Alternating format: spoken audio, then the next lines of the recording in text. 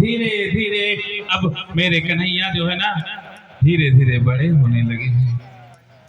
और अभी ज्यादा बड़े नहीं हुए, लेकिन अभी 2-3 दिन के हो गए हैं मेरे कन्हैया। और जब 2-3 दिन के हो जाते हैं ना, उधर क्या होता है, उधर कंस परेशान होने लगता है। जब से योग माया आकाशवाणी करके जाती है, और योग माया ने आकाशवाणी में कहा था कि इसी ब्रज 84 में तुझे मारने वाला बालक जन्म ले चुका है। कंस परेशान है। कंस के जो विशेष उसके अनुयायी थे, जो विशेष उसको चाहने वाले थे, आज सबको बुलाया और सबको बुला करके कहने लगा कि देखो, हो ना हो उस वो जो योग माया थी, योग माया कभी झूठ नहीं बोल सकती। और इसी ब्रज 84 के अंदर मुझे मारने वाला जन्म ले चुका है। इसीलिए कोई ऐसा उपाय करो, कोई ऐसा उपाय करो जिससे कि उस बालक की मृत्यु हो सके। अब सभी लोग परेशान हो गए। भाई आकाशवाणी ने कोई स्थान थोड़ी बताया था कि यहाँ बालक ने जन्म लिया। उसने तो कहा था कि ब्रज 84 के अंदर ही बालक ने जन्म लिया है, और ब्रज 84 में बहुत सारे गांव हैं। कंस परेशान होने लगा। कंस सोचता है कैसे खोजा जाए, कैसे खोजा जाए। उतने में कंस की जो बहन है ना, पूतना आ जाती है कंस के पास में, और कंस के पास में आकर के कहती, भैया क्यों आप इतने परेशान हो। कंस कहता है, बहना जाओ तुम भी, यहाँ पर अभी संगोष्ठी चल रही है, बहुत गहरी जो है गहरा विचार विमर्श चल रहा है हम लोगों के बीच में। पूतना कहती, भैया ठीक है, विचार विमर्श होना अच्छी बात है, लेकिन आपके इस मुख पर आपके मैं जो है बूंदे देख रही हूँ, पसीने की बूंदे आपके जो है मुख से टपक रहे हैं। कंस कहता है कि बहना तुमको पता नहीं है, आकाशवाणी ने कहा था कि ब्रज 84 में मुझे मारने वाला जन्म ले चुका है, और तुम यहाँ पर आकर के मुझसे हंसी मजाक कर रही हो। पूतना कहती है, भैया मेरे रहते हुए आपको चिंता नहीं करनी चाहिए। अभी आपकी बहना है ना, और बहना के रहते हुए भाई को चिंता नहीं करनी चाहिए। मैं जाऊंगी और जाकर के ब्रज 84 में अभी 1 महीने के अंदर जिनका जिनका जन्म हुआ है ना, उन सबको मैं मार दूंगी। पूतना की इस बात को सुनकर के कंस कहता है कि एक बात बताओ कि तुम्हें अपने घर के अंदर प्रवेश कौन देगा, तुम्हें अपने घर के अंदर प्रवेश कौन देगा। फावड़े जैसे तुम्हारे दांत, तुम्हारा चेहरा इतना कुरूप चेहरा, और तुम्हें कौन अपने बालक के पास में जाने देगा। पूतना कहती है कि भैया आपने हमारे इसी शरीर को देखा है, इसी स्वरूप को देखा है, आपने मेरे दूसरे स्वरूप को नहीं देखा।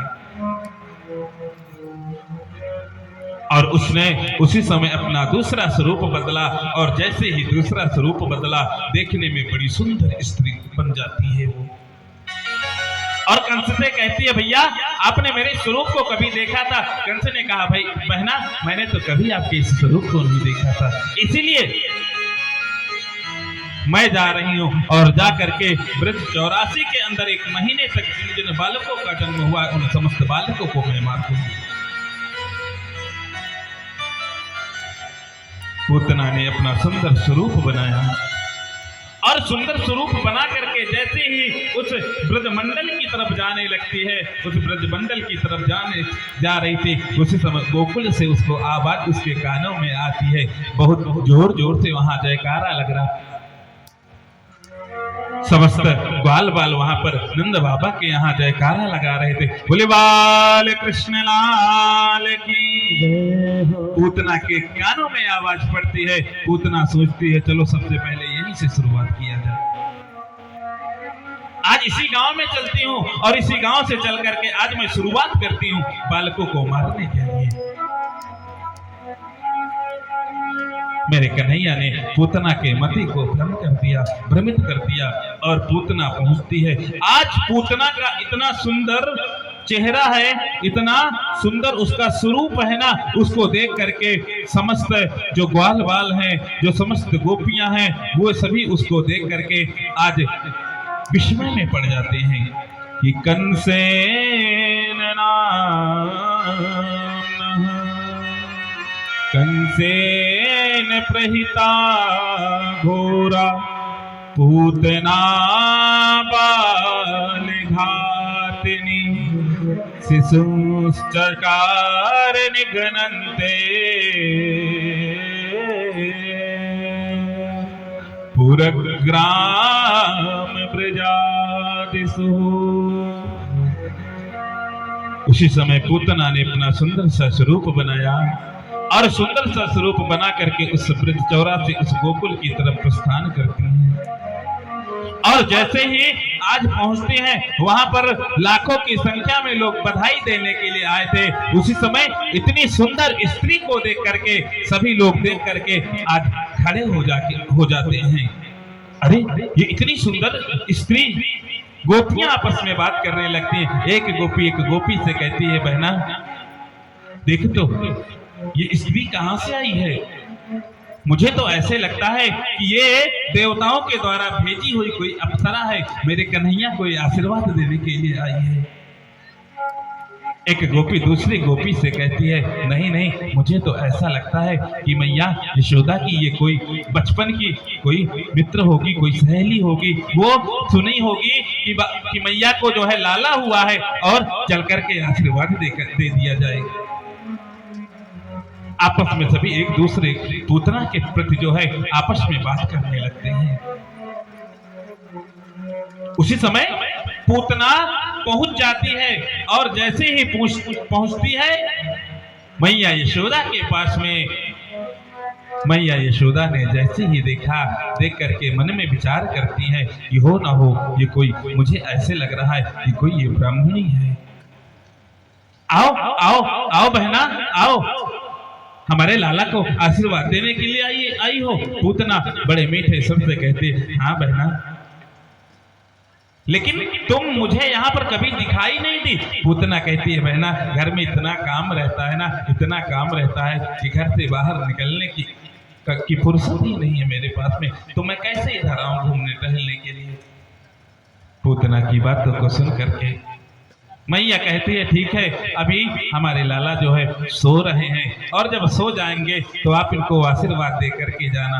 अभी देखो हमारे यहाँ बहुत सारे अतिथि आए हुए हैं ना, उन अतिथियों का मुझे आतिथ्य मुझे स्वीकार करना है, उनको सबको मुझे जलपान की व्यवस्था करनी होगी। इसीलिए जब मेरा लाला जग जाए तभी जो है आप इसको आशीर्वाद देना, ऐसे इसे जगाना नहीं तो हमारा लाला जो इतना रोता है कि कोई इसे शांत नहीं करा पाता।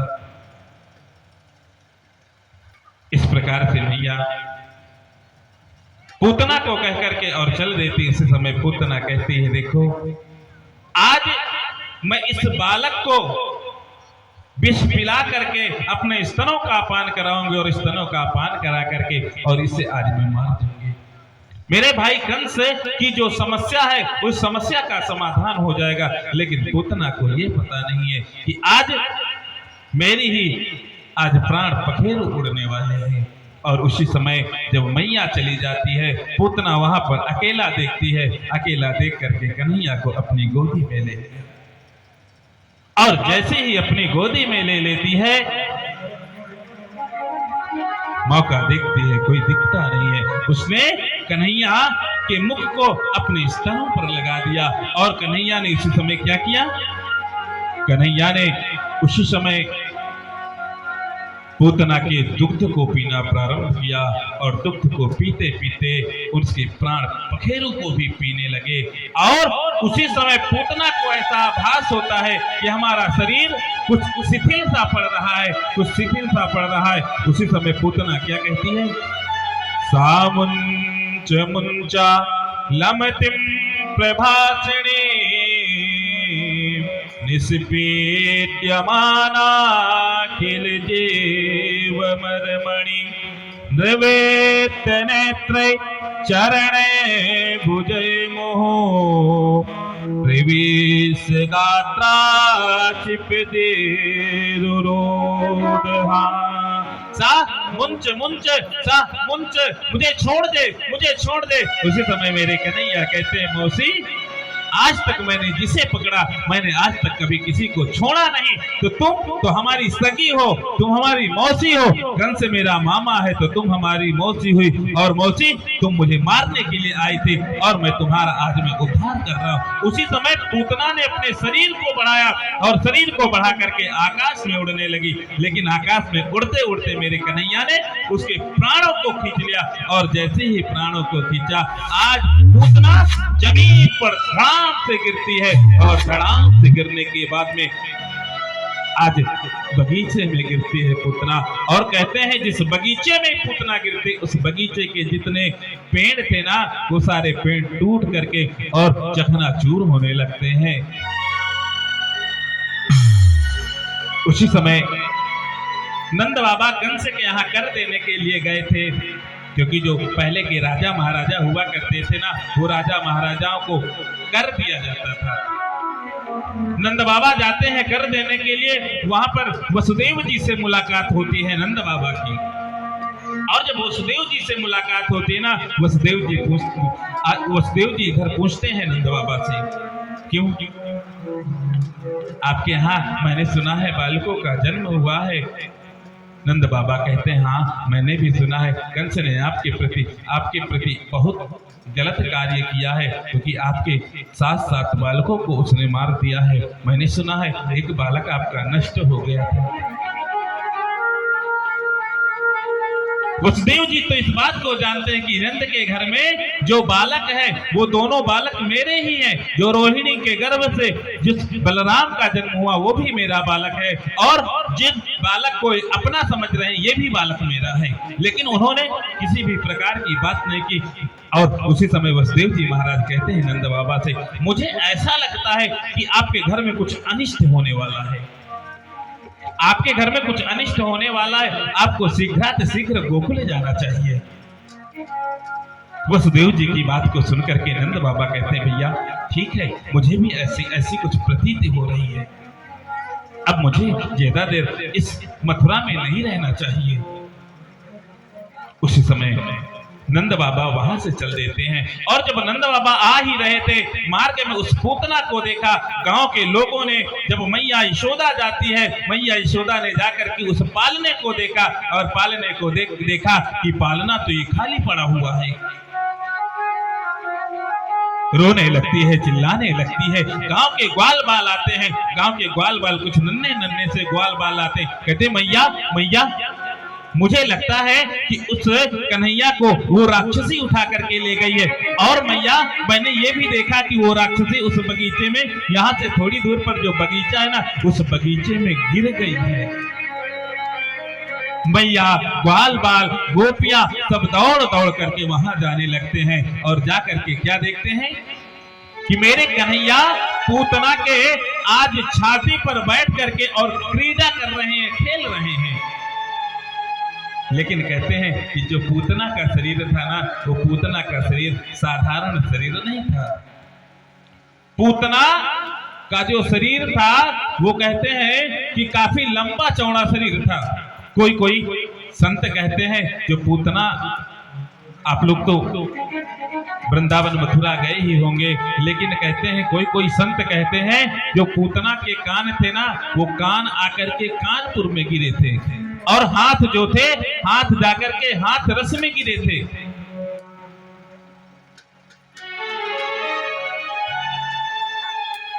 नंद बाबा जाते हैं, नंद बाबा ने उस पूतना को देखा, कहा कि जाओ घर से, अपने घर से आरे लेकर के आओ, अपने घर से कुल्हाड़ी लेकर के आओ। सभी लोग दौड़ करके जाते हैं, आरे और कुल्हाड़ी लेकर के आते हैं। कहते हैं उसके शरीर को काटा गया, और उसके शरीर को काट करके कई लकड़ी तो ऐसे ही पर्याप्त हो गई थी, क्योंकि इतनी लकड़ी उसके शरीर से टूट चुकी थी। उन लकड़ियों को इकट्ठा किया गया, और लकड़ियों को इकट्ठा करने के बाद में पूतना के शरीर को जो है वहां पर चिताएं बना करके और उसके बाद जला दी जाती है।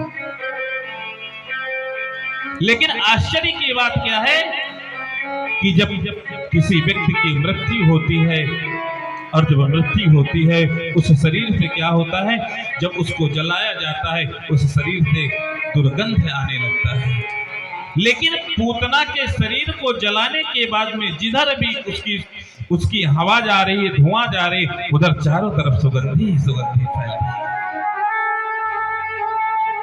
राजा परीक्षित को आश्चर्य होता है, और जब राजा परीक्षित को आश्चर्य होता है, श्री सुखदेव जी महाराज समझाने का प्रयास करते हैं कि जिस पूतना ने कन्हैया को अपने बालक, जिस कन्हैया ने पूतना को अपना धात्री माना हो, अर्थात अपनी मां मान लिया हो, ऐसी मां के शरीर से दुर्गंधी कभी नहीं आ सकती। उसके शरीर से तो सुगंधी ही सुगंधी आएगी, क्योंकि कन्हैया ने उसके स्तनों का पान भी किया है, अपने मां का वात्सल्य उसे दिया है। सुखदेव जी महाराज की बात को सुनकर के राजा परीक्षित ने कहा, गुरुदेव, आखिर पूतना को मेरे कन्हैया ने पूतना का उद्धार क्यों किया, कारण क्या है? श्री सुखदेव जी महाराज राजा परीक्षित से कहते हैं, राजन, मैं इसके पूर्व जन्म की कथा मैं आपको सुनाता हूं। ये पूर्व जन्म में राजा बलि की पुत्री रत्नमाला थी। राजा बलि की पुत्री रत्नमाला थी, और जब राजा बलि के यहाँ भगवान विष्णु वामन का रूप बना करके जाते हैं ना, वामन का रूप बना करके जाते हैं, राजा बलि की पुत्री रत्नमाला ने देखा, और जब देखा ना तो उसे ऐसा लगा कि ये मेरा पुत्र होता और मैं इसे अपने स्तनों का पान कराता। लेकिन दूसरी ही क्षण में जब वामन भगवान ने राजा बलि को 3 पग में राजा बलि का सर्वस्व ले लिया, रत्नमाला को क्रोध आया कि ये मेरा शत्रु होता तो मैं इसे जहर पिला करके और इसे मैं मार देती। आज मेरे कन्हैया ने उसी राजा बलि की पुत्री रत्नमाला, जो अगले जन्म में पूतना बन करके आती है, मेरे कन्हैया, मेरे वामन भगवान ने कहा था, तथास्तु, मैं तुम्हारी दोनों इच्छाओं को पूर्ण करूंगा। और उसी समय आज मेरे कन्हैया ने पहले स्तनों का पान किया, और स्तनों का पान करने के बाद में जो उसकी पहली इच्छा थी, ये मेरा पुत्र होता, मैं इसको अपने स्तनों का पान कराती, उसकी इच्छा को पूर्ण किया। और दूसरी इच्छा, ये मेरा शत्रु होता तो मैं इसे मार देती, उसकी दूसरी इच्छा को भी पूर्ण किया। मेरे कन्हैया ने जब पूतना आई, और पूतना के आने के पहले ही मेरे कन्हैया ने अपने नेत्रों को बंद कर लिया। आखिर कन्हैया ने अपने नेत्रों को क्यों बंद किया? श्री सुखदेव जी महाराज से राजा परीक्षित ने प्रश्न किया कि आखिर किस लिए मेरे कन्हैया ने अपने नेत्रों को बंद किया? श्री सुखदेव जी महाराज कहते हैं, नेत्र बंद करने के कई रहस्य हैं। परमात्मा के सामने कभी भी छलावा हो नहीं सकता, और पूतना जो है अपने असली भेष से नकली भेष बना करके कन्हैया के सामने आई थी। यदि कन्हैया के नेत्र खुले होते तो पूतना का जो स्वरूप था, वो स्वरूप तो उसी क्षण जो है स्पष्ट हो जाता। इसीलिए मेरे कन्हैया ने कहा, आओ, तुम्हारी जो इच्छा है, तुम्हारी वो इच्छा पूर्ण हो। एक संत कहते हैं कि मेरे कन्हैया ने अपने नेत्रों को क्यों बंद किया? मेरे कन्हैया ने अपने नेत्रों को इसलिए बंद किया क्योंकि कन्हैया सोच रहे हैं कि अभी हमारा आज छठी का ही दिन है। पूतना किस दिन आई थी? पूतना छठी के दिन आई थी। छठी के दिन ही भगवान कृष्ण ने पूतना का उद्धार किया था, अर्थात 6 दिन में।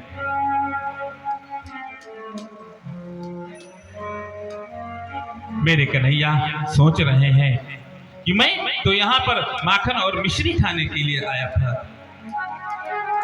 और मौसी सबसे पहले मुझे जहर ही पिलाने के लिए आ गई है। अपने नेत्रों को बंद किया, और अपने नेत्रों को बंद करके भगवान भोलेनाथ का स्मरण किया। हे बाबा, आप तो हलाहल विष पीने वाले, आपको ये तोला 2 तोला इस विश्व से आपका कुछ भी नहीं होने वाला, इसीलिए आप आइए ना, आप मेरे हृदय में विराजिए ना।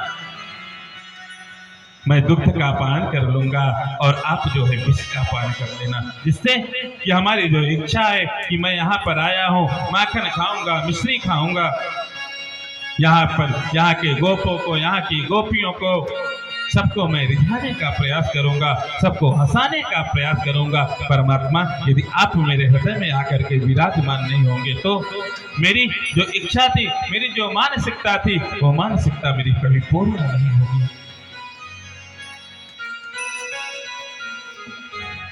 बाबा भोलेनाथ आते हैं। बाबा भोलेनाथ आकर के कन्हैया के हृदय में विराजमान होते हैं। दूसरी बात, कहा भगवान के नेत्रों में, एक नेत्र में सूर्य का वास होता है, एक नेत्र में चंद्र का वास होता है।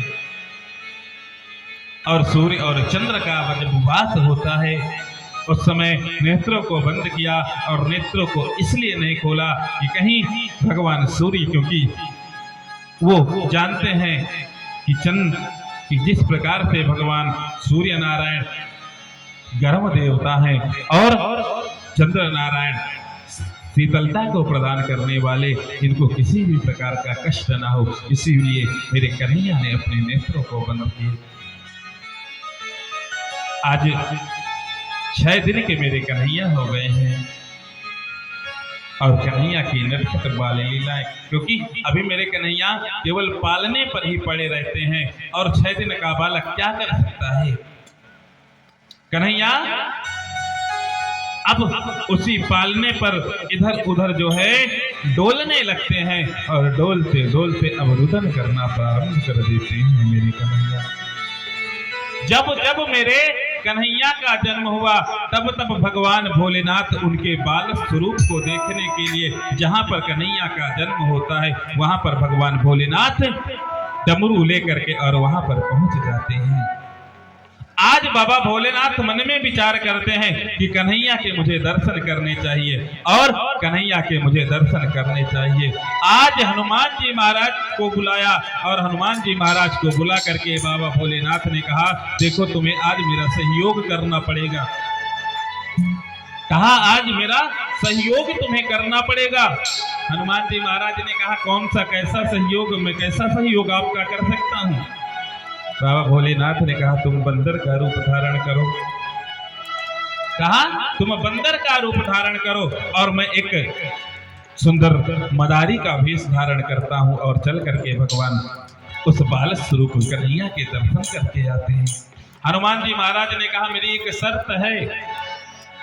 हनुमान जी महाराज ने कहा, मेरी एक शर्त है। बाबा ने कहा, बताइए कौन सी शर्त है। ऐसा नहीं है कि वहां पहुंचने के बाद में आप अकेले चले जाओ और हमें बाहर ही छोड़ दो, ऐसा बिल्कुल नहीं होगा। यदि आप ऐसा करोगे तो मैं आपकी सारी पोल पट्टी में वहीं खोल दूंगा। बाबा भोलेनाथ कहने लगे, ठीक है। बाबा भोलेनाथ कहने लगे, ठीक है, मैं अगर जाऊंगा अंदर, यदि मुझे दर्शन होंगे तो सबसे पहले मैं आपको दर्शन कराऊंगा और आपको दर्शन कराने के बाद ही मैं दर्शन करूंगा। हनुमान जी महाराज ने कहा, तब तो ठीक है, तब चलिए आप। और उसी समय बाबा भोलेनाथ ने सुंदर सा वेश धारण किया और सुंदर सा वेश धारण करके आज सुंदर वस्त्रों को पहनते हैं। लेकिन जो भगवान भोलेनाथ के जो आभूषण हैं, वो आभूषण कह रहे हैं कि यदि आप जा रहे हो बाल कृष्ण स्वरूप के दर्शन करने के लिए तो मैं भी चलूंगा। आज जो बाबा भोलेनाथ के गले में जो सर्पों की माला है, जो कानों में आज बिच्छुओं की जो माला है ना, आज वो कोई हटने के लिए तैयार नहीं। बाबा भोलेनाथ ने कहा, चलो तुम भी हमारे साथ में चलो। बाबा भोलेनाथ ने सबको लिया, हाथ में डमरू लिया, हाथ में डमरू लेकर के आज गोकुल की तरफ प्रस्थान कर देते हैं मेरे बाबा भोलेनाथ। और वहां पहुंचते हैं, पहुंच करके जैसे ही अपना डमरू बजाया, अपने नेत्रों को बंद किया। बाबा भोलेनाथ ने नेत्रों को बंद करके आज कन्हैया से बात करने लगते, कन्हैया तेरे दर्शन करने के लिए मैं आया हूं इतनी दूर से, कैलाश से। यदि दर्शन नहीं हुए तो तू समझ लेना। कन्हैया ने कहा कि बाबा आप इतनी दूर से आए हो तो दर्शन तो आपको मैं अवश्य दूंगा। कन्हैया ने जोर जोर से रोना प्रारंभ कर देते हैं। आज वृंदावन की गलियों में नाच जोगी मत बाला, आज वृंदावन की गलियों में नाचे जोगी मतवाला। आज वृंदावन की गलियों में नाचे जोगी मतवाला। निरंजन खड़ा पुकारे देखूंगा तेरा लाला। निरंजन खड़ा पुकारे देखूंगा तेरा लाला। ओम नमः शिवाय, हरि ओम नमः शिवाय, ओम नमः शिवाय, ओम नमः शिवाय। आज वृंदावन की गलियों में नाच जोगी मतवाला। आज वृंदावन की गलियों में नाच जोगी मतवाला। निरंजन खड़ा पुकारे देखूंगा तेरा लाला। निरंजन खड़ा पुकारे देखूंगा तेरा लाला। ओम नमः शिवाय, हरि ओम नमः शिवाय, ओम नमः शिवाय, ओम नमः शिवाय।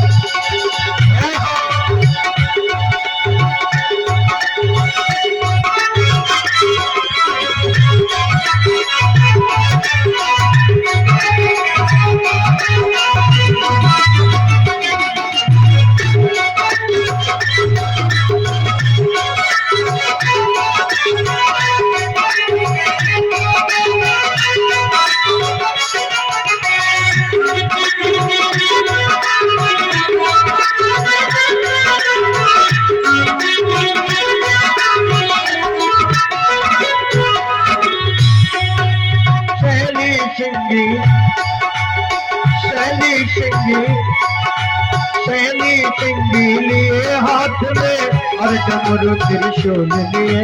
सैनी सिंगी लिए हाथ में और डमरू त्रिशूल लिए। चमक चमक हम नाचे जोगी दर्शन की बने हाथ लिए। अब चमक नाचे जोगी दर्शन की आस लिए।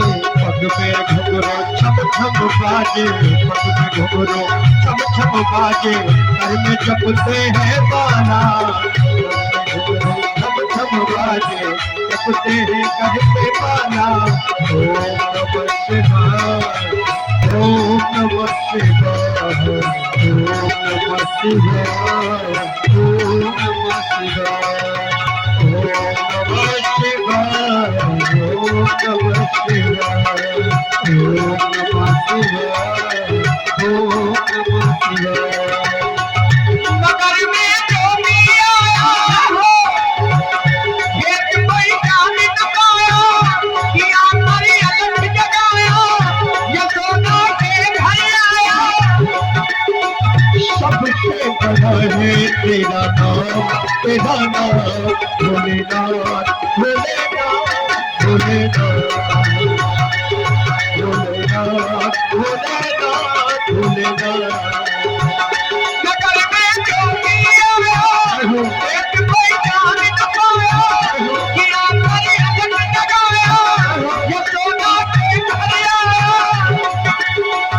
सबसे बड़ा है तेरा नाम, तेरा नाम भोलेनाथ, भोलेनाथ, भोलेनाथ, भोलेनाथ, भोलेनाथ, भोलेनाथ।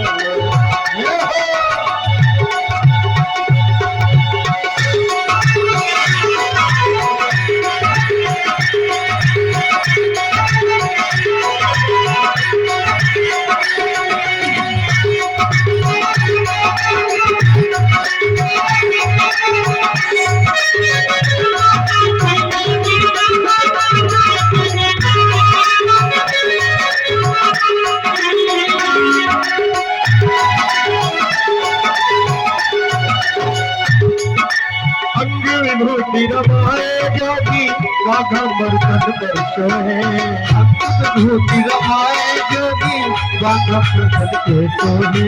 कथा जूट में कंग विराजे भक्त जनों के मन मोहे। जूट में कंग विराजे मोहे। मस्तकों पर चंद्र विराजे, मस्तकों पर चंद्र विराजे, गले में सर्पों की माला। मस्तकों पर चंद्र विराजे, सर्पों की माला। मस्तक ऊपर चंद्र विराजे गले में सरपट की माला मस्तक ऊपर चंद्र विराजे गले में सरपों की माला ओम नमः शिवाय ओम नमः शिवाय ओम नमः शिवाय ओम नमः शिवाय नगर में जोगी आया कोई समझ न पाया आकर अलग जगाया यशोदा के घर आया सबसे बड़ा है तेरा नाम भोलेनाथ भोलेनाथ भोलेनाथ भोलेनाथ भोलेनाथ भोलेनाथ ओम नमः शिवाय ओम नमः शिवाय ओम नमः शिवाय ओम नमः शिवाय आज वृंदावन की गलियों में नाचे जोगी पतवाला आज वृंदावन की गलियों में नाचे जोगी पतवाला आज वृंदावन की गलियों में नाचे जोगी पतवाला आज वृंदावन की गलियों में नाचे जोगी पतवाला आज वृंदावन की गलियों में नाचे जोगी पतवाला पुकारे ये भूखा तेरा लाला पुकारे ये भूखा तेरा लाला ओम नमः शिवाय ओम नमः शिवाय ओम नमः शिवाय ओम नमः शिवाय हरि ओम नमः शिवाय हरि ओम नमः शिवाय शंकर भगवान